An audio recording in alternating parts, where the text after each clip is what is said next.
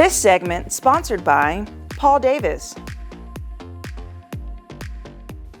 My next guest is a full-service residential and commercial emergency cleanup and restoration company for disasters of all sizes. Who do you call? You call Paul Davis. And joining me is Tasia, their mitigation manager, and Amanda, their fire division manager. Hi, ladies. Hi. Welcome. Thank you. Hi. Yes, so I'm really excited to learn about this company because I feel like you guys offer so much. So Amanda, can you share with us what are some of the services that Paul Davis offers? So we offer fire, storm, water damage, bio, which would be mold traumas, board ups, roof tarps, like we had experience with the storms that we had a couple weeks ago. We were out tarping roofs and things like that. Wow, okay. So let's talk scenarios. So I want to throw out a couple of things and see what the response would be. What can Paul Davis do? So spring break just happened. Families come home. Water is leaking. They have a water leakage. Maybe some water came through their roof. What do they do if water has infiltrated their property?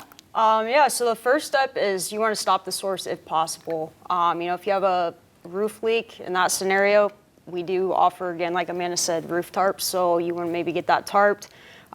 Try to contain the water. And then if you have any material like contents, try and get those moved out of the way so they're not getting damaged. If it's maybe a pipe break, try to shut the water off to your house, again, because we want to try and stop the cause of the loss. And then you want to try and file an insurance claim. Get that going, call your agent. Once you get that claim filed, if you're unsure as far as restoration company on who to call, they work with a lot of companies, so they can refer one that they've used before and they're comfortable with. So then you're going to want to call us, and we'll come out and start the restoration mitigation process. So what we're going to do is we'll come out and extract water if there's standing water. If there's not, we're going to set equipment, get things moved around. We'll take readings. We do all documentation, so that's photos, notes, and that report gets sent to your insurance as well. Okay. So the homeowner doesn't really have to worry about all that. We'll handle it for them. Oh, that's good. Because, when something happens, that is like very overwhelming to the homeowner. And I'm sure they're like, what do I do next? What do I do? And then they're thinking about all the property that could be damaged. And oh my goodness, I can't imagine. So I love that you all come in and save the day, essentially. And so I'm sure that there's different companies that offer this service. What should someone look for when it comes to a restoration company to call? So a big thing, you can Google and see reviews online, see how many stars they have, things like that. Yes. We do take pride in educating our technicians. Okay. So we do invest. You want to make sure that you find a company that has IIC or SEED certified technicians, because they've been through classes, they know what to do, they know the science behind drawing a structure. The other big thing is educating. So not only do we, again, educate and put money into our technicians to get them trained, but we want to educate you as a homeowner. So, we're in your house, we want to explain the process so you know what to expect. You should feel comfortable with who you're working with. So, these people are going to, again, be in your house. You should be comfortable asking questions. Don't hold anything in feeling like, you're not allowed to ask. We want to answer it. We want you to feel comfortable throughout the whole process. Okay, that's great. I love that. Personability. That's really great. Okay, another scenario.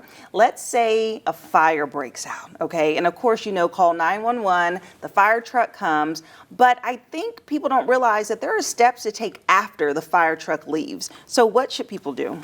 So the first thing you would want to do is gain permission to go back into the house. The structure is going to be totally different from when you were running out of it. So once the fire is out, the fire department comes in and they just move everything that they need to move to get to the source where it's at.